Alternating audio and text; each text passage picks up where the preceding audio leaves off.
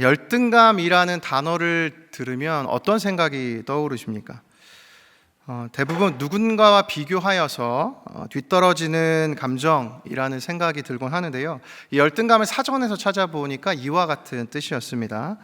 자기를 남보다 못하거나 무가치한 인간으로 낮추어 평가하는 감정. 그러니까 단순히 열등감은 누군가와 비교하여서 나의 가치를 내리는 것뿐만이 아니라 스스로가 생각할 때 나는 무가치한 존재라고 여기는 감정이라고도 할 수 있죠. 예배를 드리고 계신 성도님들과 또 저를 포함한 우리는 어떻습니까? 오늘 나를 어떻게 대하고 있습니까?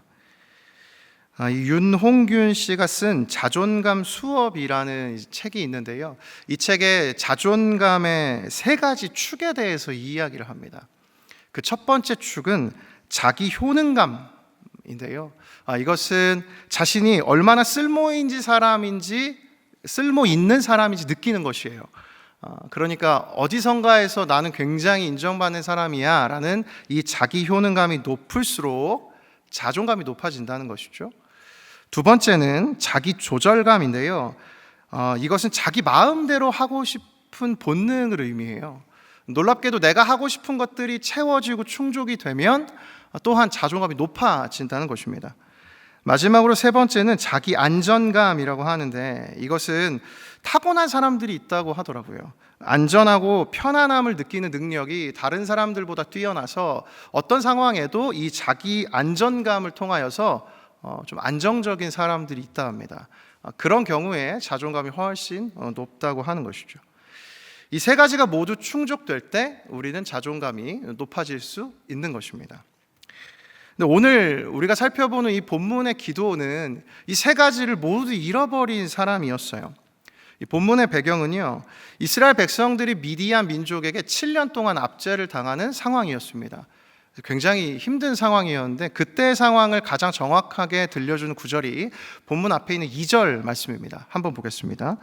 미디안의 손이 이스라엘을 이긴지라. 이스라엘 자손이 미디안으로 말미암아 산에서 웅덩이와 굴과 산성을 자기들을 위하여 만들었으며. 이 미디안 민족은 정착하면서 사는 정착민이 아니라 떠돌아다니는 유목민이었습니다. 그래서 이들은 주로 사막과 광야에서 머물다가 때가 되면 어떤 특별한 목적 때문에 성읍이나 이 마을에 찾아가서 약탈을 하곤 했어요. 근데 이제 이스라엘 백성들이 이 미디안 민족의 약탈을 견디지 못해서 어떤 상황까지 다다랐느냐, 자기들의 이 나라를 버리고 산에 들어가서 땅에 굴을 파서 그 속에서 생활을 했다는 것입니다. 얼마나 고통스러운 시간이었는지 느껴지지 않습니까? 뿐만 아니라 6절을 보면 이 미디안 사람으로 말미암아 이스라엘이 궁핍했다, 궁핍함이 심한지라는 표현이 있습니다. 여기 궁핍하다라는 단어는 낮아지다 혹은 약해지다라는 단어로 미디안 민족 때문에 생활이 지금 정상적이지 못한 불가능한 상황을 의미하는 것을 알 수 있죠. 이와 같은 시대에 지금 기드온이 하나님께서 보내신 여호와의 사자를 만납니다. 그 장면이 바로 오늘 우리가 읽은 이 본문이죠. 여호와의 사자가 상수리 나무 아래에 있을 때 기드온이 밀을 포도주 틀에서 타작을 하려고 이제 다가옵니다. 밀을 타작하는 일은 이삭을 이렇게 털어서 알곡을 모으는 일이었기 때문에 넓은 공간에서 하는 것이 훨씬 더 효과적인 일이었습니다. 근데 지금 기드온은 굉장히 좁은 이 포도주 틀에서 타작을 하려고 지금 온 것이죠. 이 당시 포도주 틀은 이렇게 좁은 바위를 깎아서 계단 모양으로 만들었는데요. 위층에 포도를 두고 밟으면 밑에 층으로 포도즙이 흘러가서 이렇게 모을 수 있도록 생긴 것이 포도주 틀이었어요. 그러니까 굉장히 좁은 공간이었습니다. 여기서 밀을 타작했다는 것은 효과적이지 않았음에도 기드온이 지금 이렇게 할 수밖에 없던 상황이었다는 것을 우리에게 반증해 주고 있는 것이죠.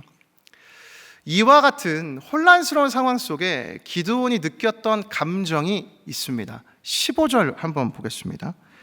그러나 기드온이 그에게 대답하되 오 주여, 내가 무엇으로 이스라엘을 구원하리이까? 보소서, 나의 집은 므낫세 중에 극히 약하고 나는 내 아버지 집에서 가장 작은 자니이다 하니. 기드온은 지금 자기 자신을 이렇게 소개하고 있죠. 나의 집은 극히 약하고 나는 가장 작다. 다시 말해서 기드온은 지금 열등감 가운데 가득 빠져있는 사람이라는 것입니다. 나는 쓸모없는 사람과 같다고 생각을 하고 있는 것이죠. 뿐만 아니라 미를 타작하는 그 모습 속에서도 숨어서 타작하는 모습 자체에 이미 기드온이라는 사람은 무력함으로 가득 채워져 있는 모습을 또 보여주고 있는 건 아닙니까? 우리는 그래서 늘 기드온을 약하고 작은 사람이라고 생각해요. 그런데 설교를 준비하면서 한 가지 발견한 것이 있습니다. 이 당시에 기드온 가문은 그렇게 약한 가문이 아니었어요. 이 기드온의 아버지였던 이 요아스는요, 이 오브라 지역의 우두머리이기도 했고요, 이 지역의 이 종교적 권력층이기도 했고, 백성들에게 영향을 미치는 유력한 사람이었습니다. 심지어 성경 가지고 계신 분들 27절 쭉 내려가 보시면 기드온이 거기 종 10명을 데리고 일하는 모습을 보거든요.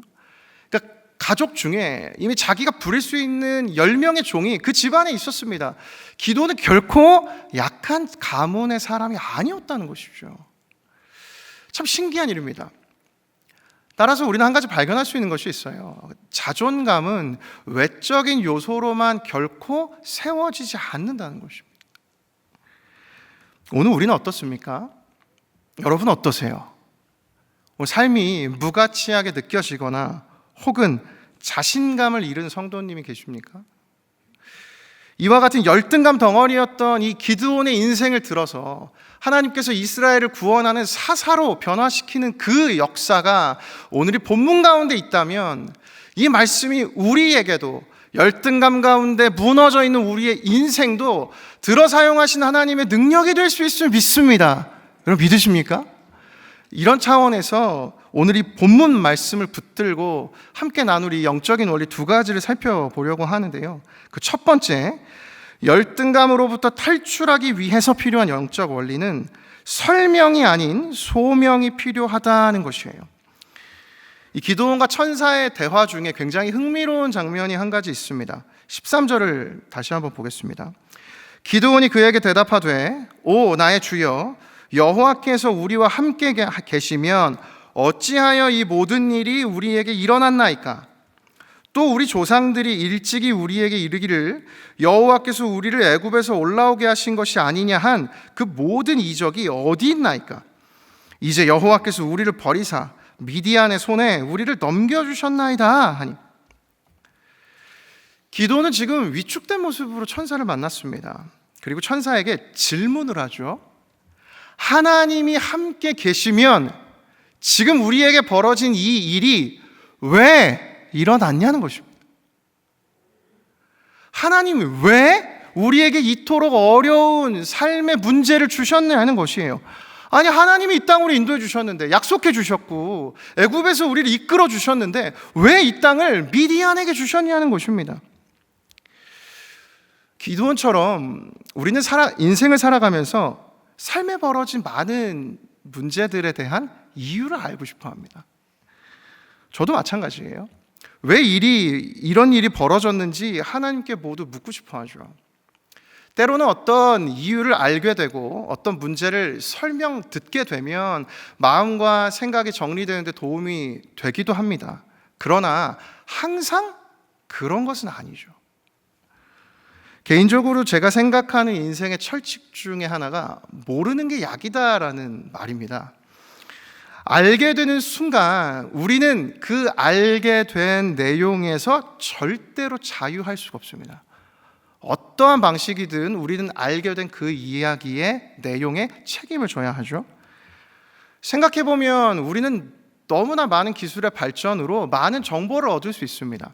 그리고 대부분의 인생의 많은 삶의 원인들을, 문제의 이유들을, 그 설명들을 스마트폰을 통해서, 인터넷을 통해서 확인할 수 있죠. 만약에 이 정보들이 우리를 정말로 윤택하게 하는 것이라면 우리는 모두 정보를 접할 때마다 반드시 삶이 윤택해져야만 합니다. 근데 놀랍게도 우리는 그렇지 않아요. 어딘가에서 벌어진 수많은 사건, 사고들을 접하게 되면 그것을 우리가 알게 되었을 때 앞으로 나의 인생 가운데 그렇게 일이 벌어지지 않도록 예방하고 방지하는 그런 담대함이 생겨야 하는데 우리는 본능적으로 그렇지 않다는 것입니다. 우리는 모두 두려워해요. 왜 그런 반응이 나타날까요?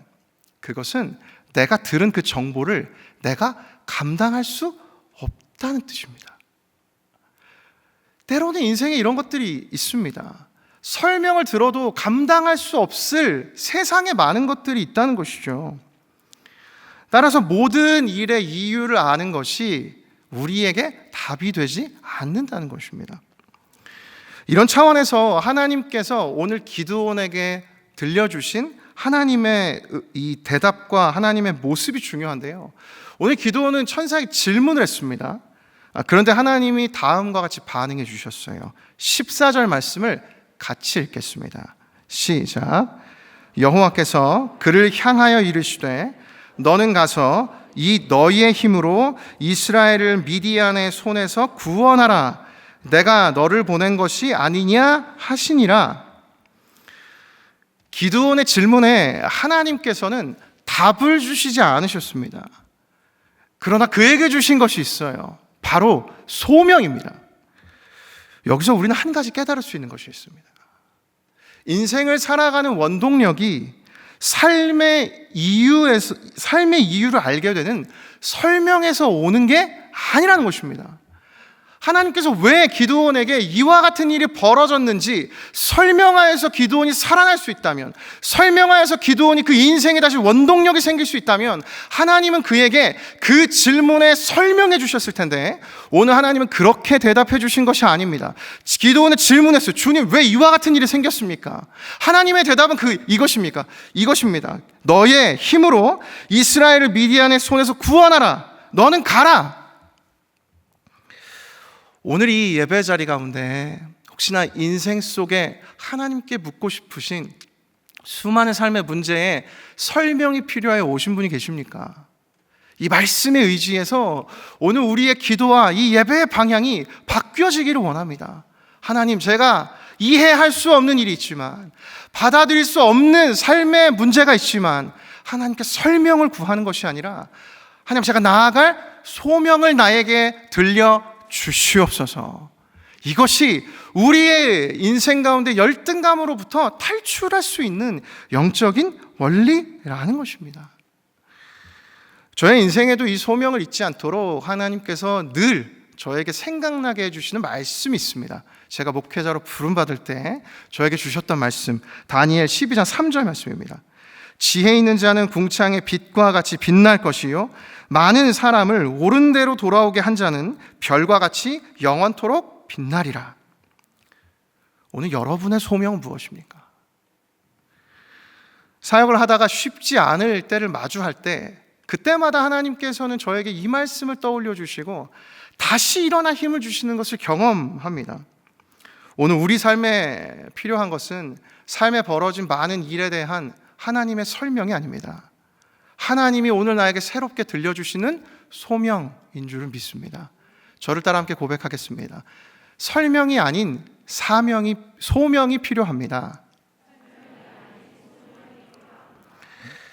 본문에서 발견한 두 번째 열등감으로부터 탈출하기 위해서는 전율의 시간이 필요하다입니다.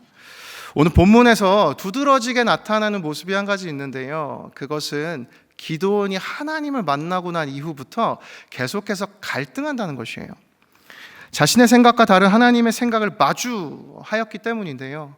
기드온은 자신이 그토록 작은 사람이라고 여기지 않았습니까? 근데 하나님은 기드온을 만나자마자 이렇게 말씀하십니다. 12절이요.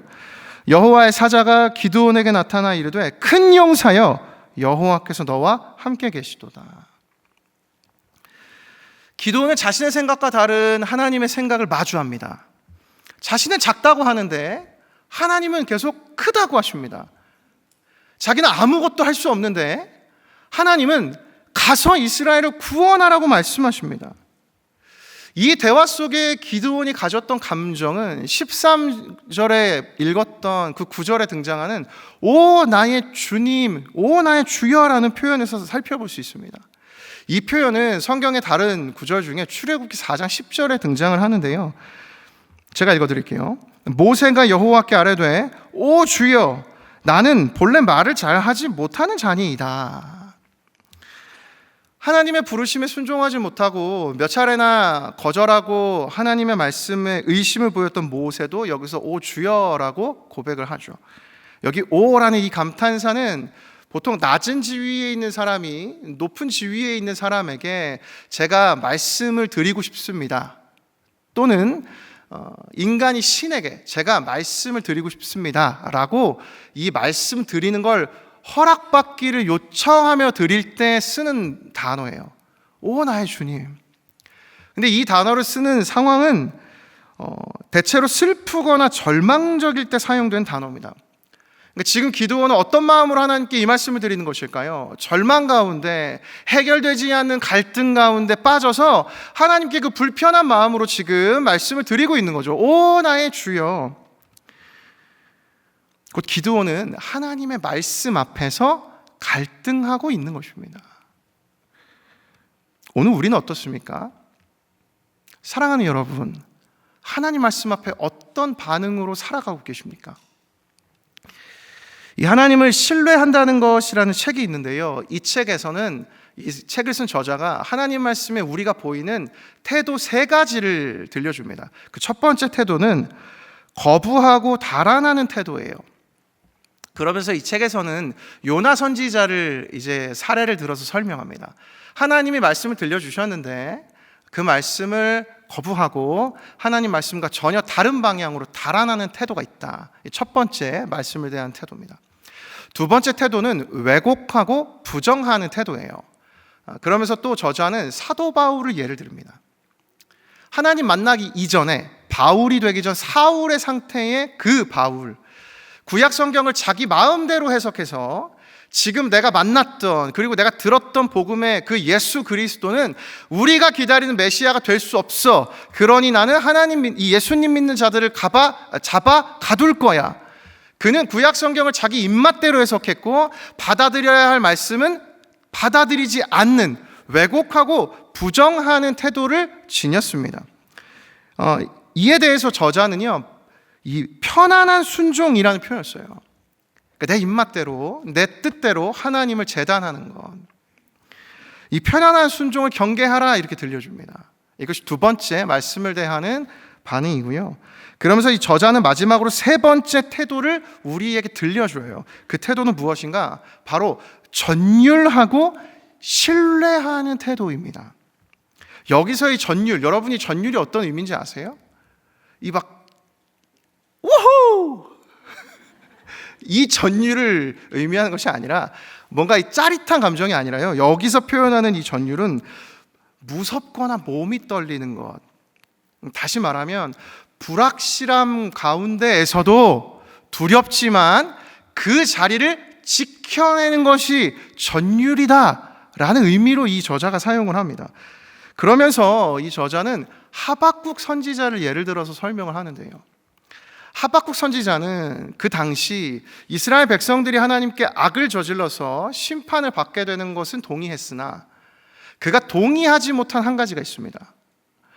왜 하나님은 이스라엘이 악을 저질러서 심판을 하시는데 이스라엘 백성보다 더 악한 바벨론 사람들을 통해서 심판을 하시는 것일까?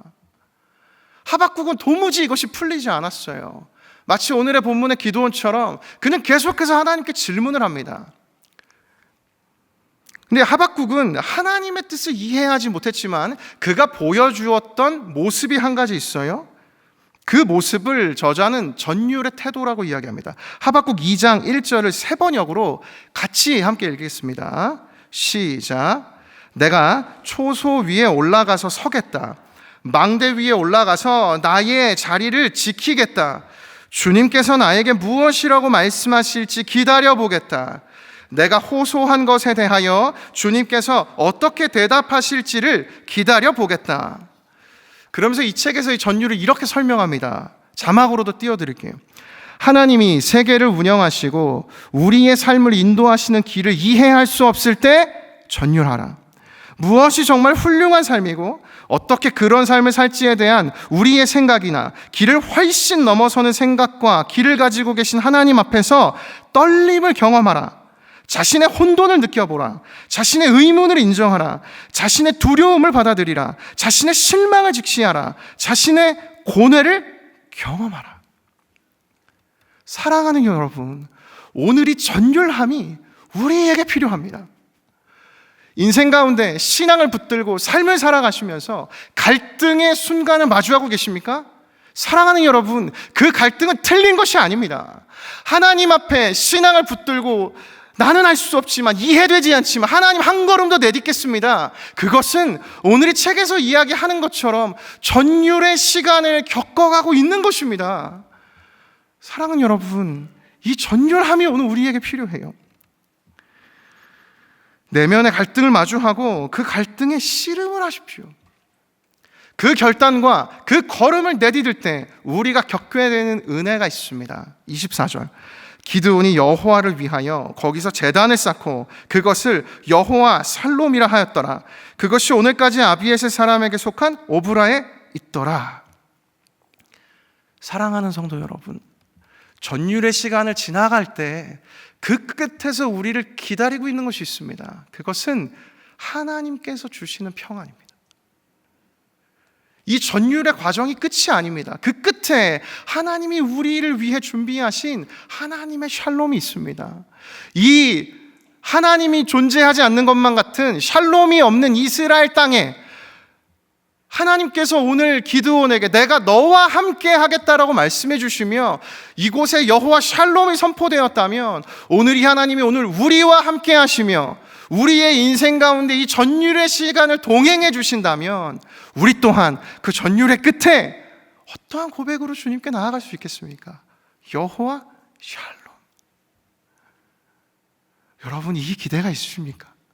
오늘 하나님의 말씀을 통해 우리에게 포기하지 말고 이 전율의 시간을 나아가라고 말씀하고 있는 것입니다. 샬롬이 없는 시대에 하나님께서 이 샬롬이 되어주신다는 이 말씀이 열등감 가운데 머무르는 우리 모두에게 새 힘이 되기를 예수님의 이름으로 축복합니다. 저를 따라 다시 한번 고백하겠습니다. 전율의 시간이 필요합니다. 설교를 맺으려고 하는데요, 오늘 두 가지를 나눴습니다. 인생은 설명이 아니라 소명으로 살아가는 것이고 인생을 살아가는 데 있어서 전율의 시간이 필요하다. 하나님께서 오늘 이 기도원 말씀을 통하여서 우리에게 두 가지 말씀을 주셨습니다. 이 믿음을 가지고 결단하며 나아갈 때 하나님께서 반드시 샬롬의 은혜를 주실 줄을 믿습니다. 이 설교의 마지막을 저희 부서 제자훈련생이 적은 한 과제인데요, 제가 읽다가 참 인상적이어서 이 과제를 제가 마지막으로 설교를 마치려고 합니다. 잠시 읽어드리겠습니다. 사실 말씀을 읽고 묵상을 하다 보면 삶에 적용하기 힘들고 어려운 부분이 굉장히 많다. 그래서 뭐뭐 하도록 노력해야 한다, 기도해야 한다라고 끝이 나는 경우가 많다. 순수하죠. 이어서 읽겠습니다. 내가 완벽하게 실천할 수 없는 전제하에 나 자신과 하는 일종의 타협인 것 같다. 말씀 나눔을 하면서 조원 중에 한 명이 오늘 설교를 듣고 고난을 주세요 라고 기도했다는 것을 듣고 그 당시에도 놀랐고 한 주 동안 많이 생각났다. 나에게서는 한 번도 나오지 않았던 기도였고 그렇게 기도할 용기도 나지 않았다. 나도 고난을 달라고 할 만큼 하나님을 간절히 찾고 끊임없이 노력해야겠다고 생각했다. 고난을 두려워하지 말 것. 사랑하는 여러분, 저는 이 시대의 청년, 크리스천 청년들이 많이 무너진다 하지만 저는 이 청년의 이 과제를 읽고 너무 가슴이 벅찼습니다. 고난을 주세요. 고난을 두려워하지 말 것. 분당 우리 교회 대학부 청년부의 청년들이 이와 같은 청년들이 자라나고 있습니다. 청년들도 이와 같은 고백을 한다면 오늘 우리는 하나님 앞에 어떤 고백으로 나아가야 합니까? 고난을 두려워하지 않는 저와 성도님들이 되면 좋겠습니다. 이 전율의 시간을 거쳐서 설명이 없어도 소명으로 살아가는 크리스천이 되면 좋겠습니다. 그 하나님의 역사가, 그 하나님의 능력이 오늘 우리에게 충만히 임하는 오늘 이 밤이 되기를 예수님의 이름으로 축복합니다. 마지막 시편 126편 5절과 6절 읽고 마치겠습니다. 눈물을 흘리며 씨를 뿌리러 나가는 자는 기쁨으로 거두리로다. 울며 씨를 뿌리러 나가는 자는 반드시 기쁨으로 그 곡식단을 가지고 돌아오리로다. 이 말씀 붙들고 계속해서 이어서 찬양하며 나아가겠습니다. 기도하겠습니다.